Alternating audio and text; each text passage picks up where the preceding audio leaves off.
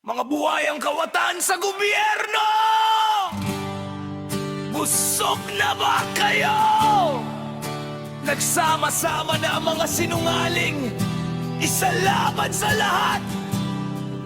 May padring inutil pang kasama. Sara Duterte lang ang malakas!